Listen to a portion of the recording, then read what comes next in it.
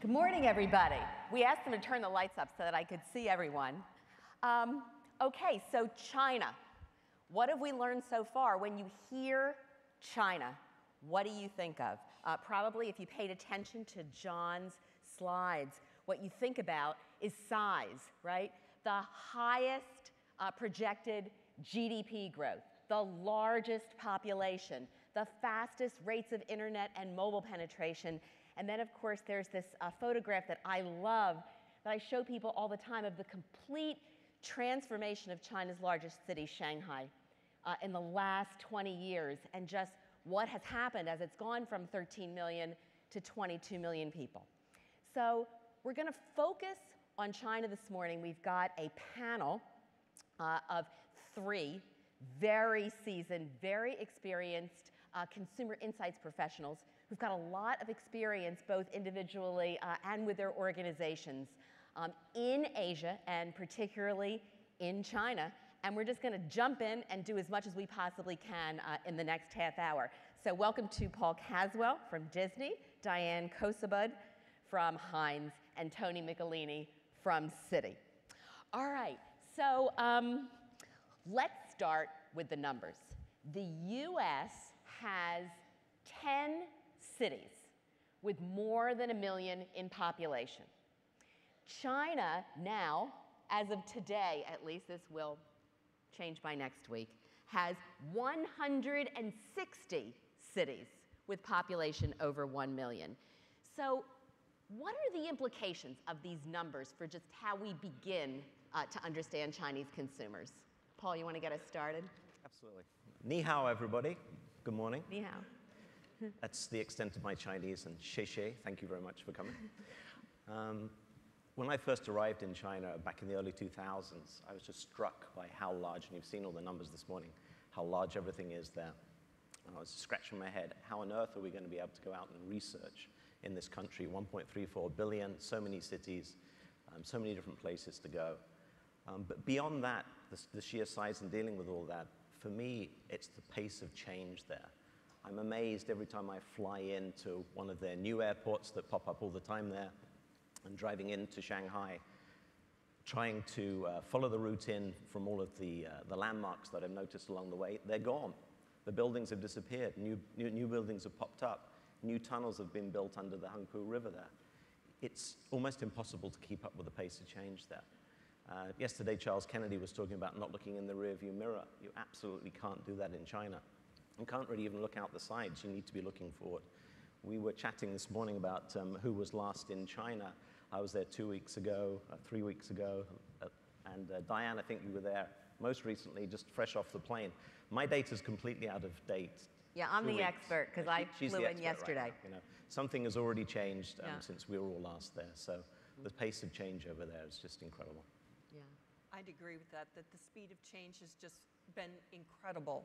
And I think about even a couple of times when I was there, one of my good friends back at Ipsos, Li Feng Lu, I was in China multiple times in 1 year, and I watched the 5th Ring Road in Beijing be rebuilt twice in 1 year. I mean, just getting the roads fixed in the US is sometimes a 2- and 3-year project, but it was actually completed, destroyed, and rebuilt in 1 year. Unbelievable. So I totally agree with you. The speed of change, just looking at how Guangzhou has changed, and Shanghai, of course, with the lovely pictures that you just shared, Diane. Yeah, Tony, what do you? Yeah, the speed is it's staggering. I think the other thing for us that, you know, when you talk about the dynamics of the cities, is it really is shaping how we think about strategy now. You know, increasingly, you know, our focus isn't necessarily at a country level, but it's 150 cities around the world. You know, so as we're thinking about Shanghai versus Beijing, you really need to think about those cities. And I think, you know, as we look across, and whether you're in Shanghai or Mumbai or Moscow, increasingly this experience of being in a mega urban location, there's increasingly shared experiences across those. And so, you know, we find ourselves, as we're developing those strategies, finding those, what are those fundamental truths that cut across, but then really getting into that localization, because ultimately brands and products and businesses are built from the ground up, you know, at a local level, and that needs to be really thought of increasingly, you know, on a city level. And so that's really sort of fundamentally shaping how we're thinking about not only insights, but strategy and how we deliver the experience to our clients. Yeah, great. So Paul, I want to just go back to this change thing. So tell us a little bit about what you're working on in China. And I know some of this is super confidential. But if everything's changing so fast, I mean, if what you learn in January changes by March, what do you do about that? Yeah, I mean, you have to keep a constant pulse on the consumer there. So we did a lot of research, 2001, 2002. We went back and repeated it again a couple of years later and again, and it's literally becoming now, you know, every other week you need to be redoing the research again. So not an advertisement for your company at all, but we love the community tool over there. I wish that I'd had that available to me when we opened Hong Kong Disneyland, where we did a ton of research pre-opening. Just be able to keep that pulse on the consumer and what's happening and what's changing in their lives. But I mean, what, or any of you, what's an example of something which may have been true? Is there something that may have been true in January that's just not true now?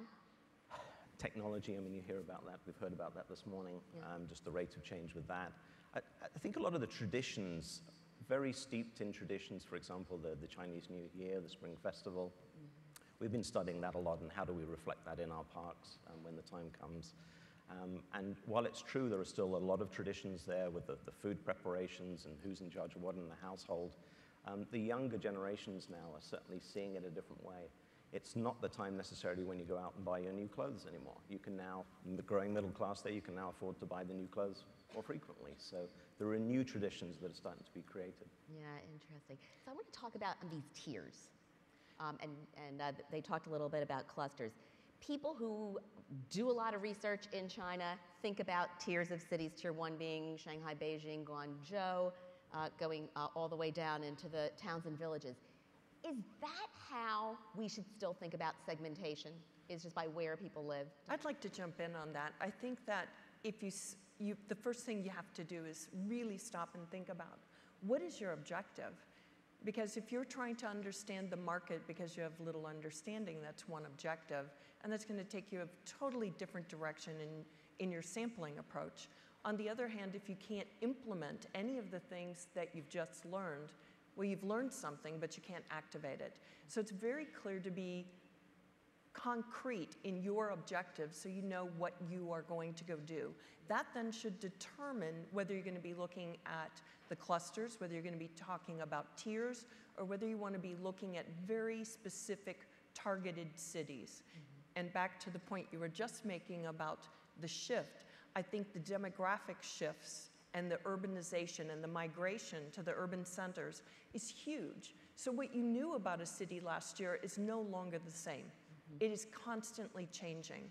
And recognizing where the consumers are migrating, in what location within the city, which building within the city, and how that operates is going to actually change what you're going to learn, what you're going to do about your product, how are you going to innovate, how are you going to communicate, because now you're communicating to multiple people in one market. You cannot think like an American. You just cannot. And I think Citi has something to say about that as well. Yeah, no, that really resonates with our experience.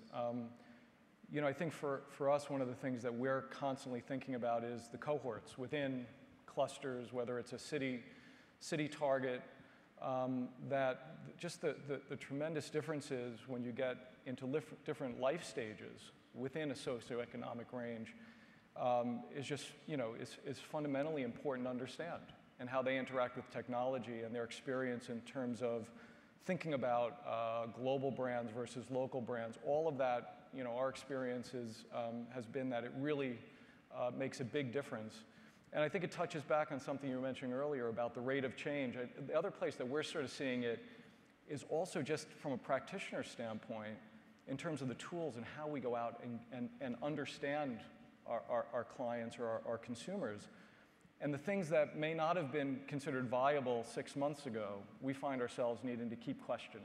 Like what? Well, is it viable to do online research? Is it viable to do mobile research? Is it viable to do in-home ethnographic video diaries? And understanding how that across not just cities, but different cohorts. It's obviously very complex, but we find ourselves to keep challenging.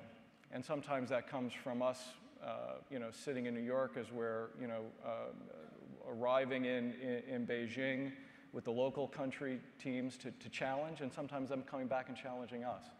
But that dialogue is critical, and we find that it's changing. Our point of view continues as an organization to change very rapidly. Yeah, you got to be agile. So personally, I find the big challenge as a researcher is that there's so much nuance, and there's so many paradoxes. I mean, you do a survey and you see the answers, and the answers don't meet. So I'll give you an example. I was in Beijing last week, and we do a lot of executive immersions, and I was in a hutong in Beijing interviewing a woman who was a mom. And I said to her, do you ever use American brands? And she said, no, just much, much too expensive, she said through the translator. And then when I toured her home afterwards, she had 4 bottles of Coca-Cola in the kitchen. So that obviously says a lot about Coca-Cola, but I mean, do you experience that, and what's a researcher to do?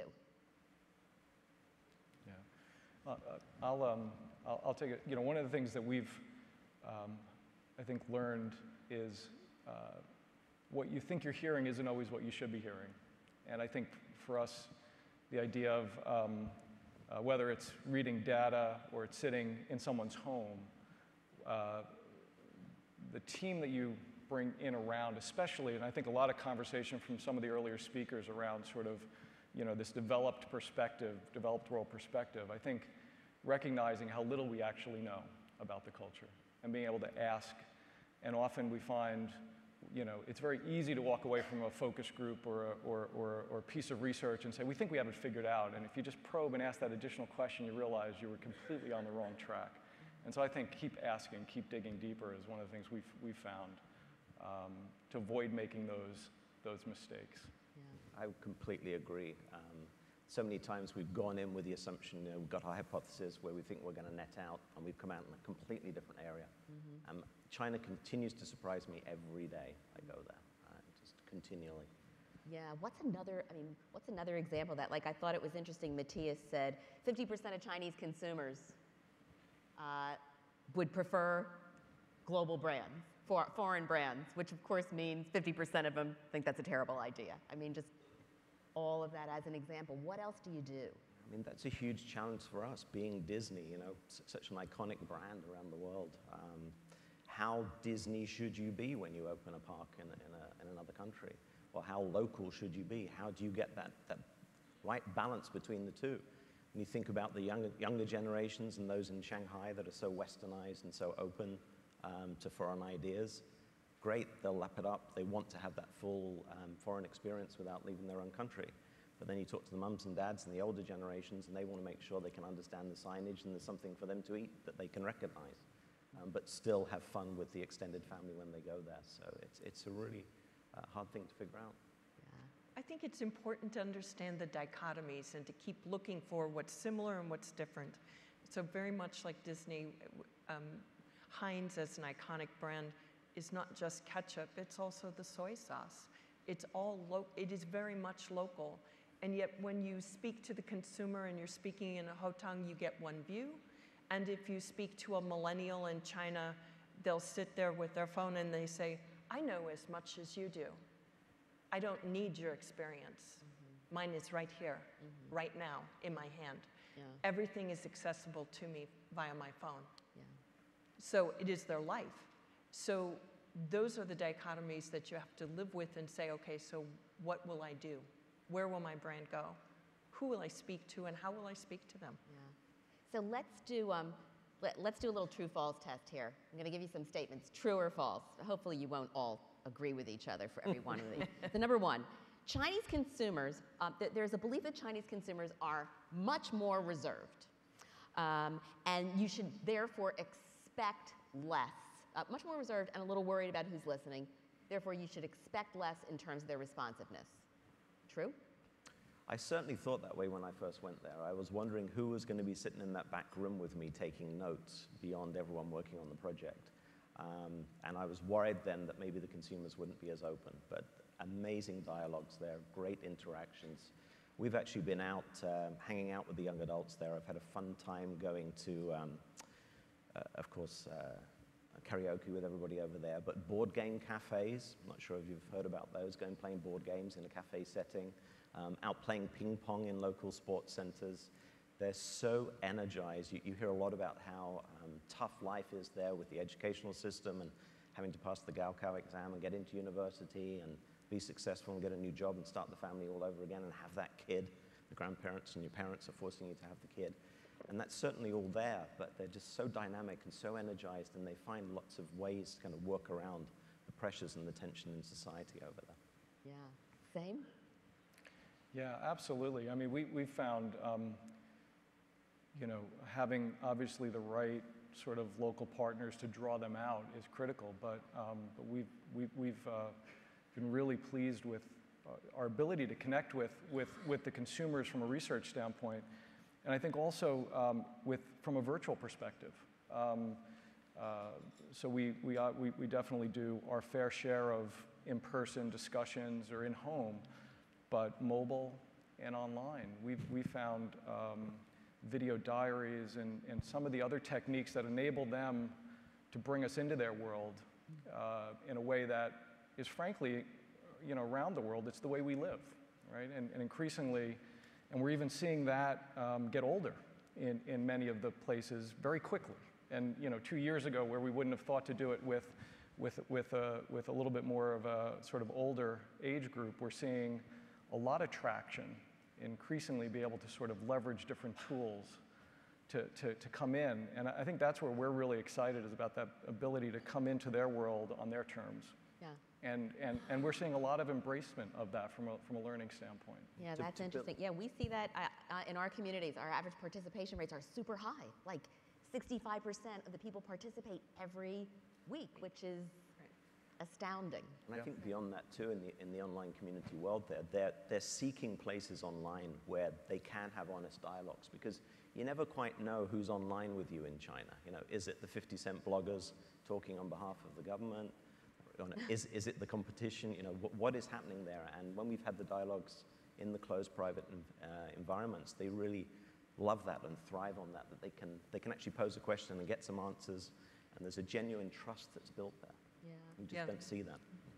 The online communities are great, and they're open as well, not just at home, but in store. And it's amazing to be able to go listen to them as they go through that experience, especially as you get to see the in-store salespeople and how that affects that shelf for the consumer. And then their thoughts then again back home. And then to speak about it months later in communities, it's phenomenal. Yeah. What about, let me give you another true false. So everybody's talking about mobile. Everyone has a phone. So given the high mobile penetration rates, some people have phones and don't even have laptops, do you think the best research is done via mobile? I think it depends on the age group. And you'd certainly need to keep up with who that consumer is. Many people are changing their phones 3 times a year. And actually the gravitas of some of them are, it's fine when I'm done with this phone. Because I even asked, I'm not even in the phone business, but you've got 3 phones in the past year. What's going on with the rest of those phones? Oh, they're going to India, those people need it too. Yeah. Amazing that they feel that positive about moving on to the next generation, because it makes their life better and someone else's. Yeah, Mobile experience with say, mobile, best way to go? definitely a place for it, no question about it. You've seen how the technology is leapfrogging there. But the tried and true techniques work as well. You know, I talked about the ethnographies we've been out and doing. Yeah. We also did some desk research, good old desk research. Then we did an online mobile community for a couple of weeks that was incredibly successful. And then we went, followed on with some ethnography. So I think it's one of many tools in the toolkit over there.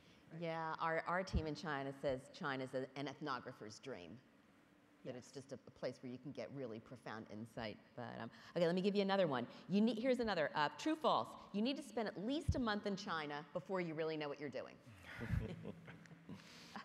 You think that's funny? I think false. I think you couldn't, you could spend decades there and not feel like you know the country. I think critical to spend as much time as you can there. I think getting there and being part of the culture is invaluable, but equally valuable is having the local partners that really understand it. And I think it's foolish to think you could spend a week, 4 weeks, 4 years there and really understand. And so it's. I think no matter how many times you go, you're going to learn something more. And you need to go with an open mind. And the local partners are critical to make sure that you're not staying in a Western part or a Western mindset. The sooner you get out of that, the more you'll learn. On the street, at the shrines, at the shopping malls, walking the streets. Yeah. Yeah, we're set up on the Pudong side over there. It's closer to our location, and we kind of joke we have the bubble over the hotel and the office complex, and there are some that come over who don't leave that bubble. They can go to CPK, they can go to the brew pub, but if you really want to experience China, you've got to get out and about. So I actually won't let anybody traveling with me take a private car or anything. I take them on the train with me over to the other side of the river so they can experience the crowd and the smells. And it's just so important to get out and about, and also your local partners. I was very fortunate in the early years to come across a wonderful lady over there, Magdalena Wong, and she just knows so much about the country and taught me so much about the country, but I'm still learning every day. And you're there 100 days a year. Yeah, but there's always something new happening. They're just so creative in their ways of moving things forward. Yeah. Okay, here's another. Big brands with a strong global image will automatically have an advantage when it comes to capturing the hearts and minds of consumers. Yeah, I think that's, I would disagree with that. I think we find that consumers in China are leaning into big brands. I think there's an opportunity to connect with the hearts and minds as a global brand. I think the expectations that brings can be very powerful. I think that's just the start. To really connect, you need to bring that, it comes back to the global local. You need to be able to connect that locally in a relevant way, understand the context, and then I think you really can succeed.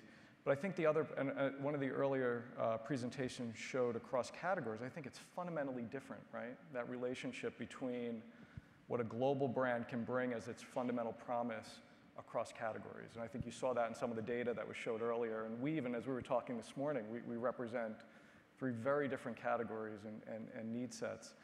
And I think that's different. Well, what we found is, and you were talking about paradoxes before, this interesting paradox between the tradition and the heritage, which is so crucial to the culture, but the desire for innovation. And of course, innovation only matters if it's relevant for me and my experience. So I think there is, particularly in different categories, this tremendous opportunity to bring that global, what a brand can represent from a global perspective, but really connecting it locally on a relevant But way. Tony, how do you think about that? So this is amazing. Citi has been in China for 110 years. So how local are you at this point? How do people think about Citi? And do you spend a lot of time trying to figure out what, therefore, whether you're a foreign brand or not? Absolutely. I mean, that's what we spend most of our time trying to think about and get right. It's an interesting, we've been there for about 110 years, but to most consumers, we've been invisible. We've grown up around the world, in many cases, helping our corporate clients do business on a global stage. So we've gone with them to Shanghai, actually relocated our headquarters in 1933 to Shanghai because we sort of recognized its growing importance. But still, to most consumers, we're maybe 10 years old because their experience, we just didn't really exist on that sort of basis. So being able to tap into that heritage of understanding the culture, having been there on the ground for over 100 years can go a long way in building that trust. But you're only as good as what you can do for me today at the same point. And so for us, it is that interesting bridging between what we represent on a global basis, but what we can do on the local. Yeah, thank you. Let me ask you one more. Companies are worried about being copied, about fake brands. So there's a fake Hyatt, H-I-Y-A-T-T. There's a fake Marriott, Marvelot. I mean, do you worry that there's going to be a fake Disney? I mean, how do you think about that one, and can you do anything with research? Well, there already is, actually. There's a complete fake Disneyland that actually failed. It's now, cows are grazing around it, I think. But when I was out visiting some of the competitive theme parks there was one ride, It's a Small World. I won't sing you the song because it'll be in your head for the rest of the day. Oh, come on, Paul. But now we're all singing the song to ourselves anyway. The entire ride had been completely replicated over there. Even the sign out front said, this is a copy of the ride from Disneyland, complete with our sponsor, who was no longer our sponsor of the ride. So yeah, it's a huge concern. You see it all over the place. You're in the homes there. You saw the Coke bottles. We see the Disney product. It's not always the authentic Disney product. But it's something you work within the market. You find ways to work around it. Yeah. We only have about 5 more minutes, so let me give you a chance for some final thoughts. And Diane, I'll start with you. But you're also experienced in this part of the world. Other than what we've talked about, if you had to give advice to the people in the audience here, just about what they need to do to be successful in understanding Chinese consumers, give us one final thought. I usually give just like 3: listen, learn, speed. Listen, learn, speed. Speed is so critical because of the duplication. Just having been there, I mean, the luxury brands are replicated and the fake brands are out in market at the same time as the introduction of the luxury brands. So if that can happen, it can happen to anything. Therefore, you have to create. The point is to really know your consumer, make your brand relevant to who your target is, but you have to deal with the consequences. This is this market. Things will be duplicated, and rapidly, beyond what you can even imagine in the U.S. Yeah, and the other thing you were talking about before was just in consumer packaged goods, how critical it is to get shopper insights, that you can have a great brand, but if you can't figure it out in the stores? Yes, if you can't figure it out in the stores, you're dead. And you really need to work with the sales associates because the salespeople can make a ton of difference in store. Yeah, so interesting. For me, it's about the talent. We have a gentleman from JFK talking about how much the market's going to grow there for all of us. It's absolutely true. Trying to find talent over there is incredibly difficult.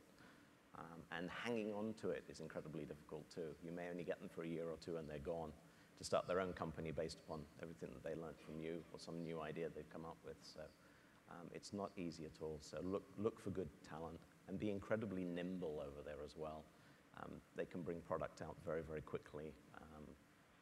You'll launch it one day, the product will be out in the streets the next day. And what do you look for? Like, I know you have people on the ground in Pudong who you just have tremendous trust in. What do you look for when you're hiring? I mean, is it the same as what you look for in Orlando? No. Obviously, the experience of the local market, somebody who lives and breathes the market every day. Language is obviously very important there as well. A good, solid research background, but somebody that can bring all of that to life. We heard a gentleman from McKinsey talking about, different ways of telling the stories, and I think that is really important. We're trying new ways to really immerse our executives as they come over in the world over there. So somebody that can tell the stories and really bring the consumer to life. Yeah, great. Tony? Yeah, I guess for me, the one thing that I'd encourage folks to think about is really looking to connect from a branding standpoint on an emotional level. And I think that's, and that requires us, that's sort of a fundamental, but that requires, I think, to be very humble when we come with a Western perspective.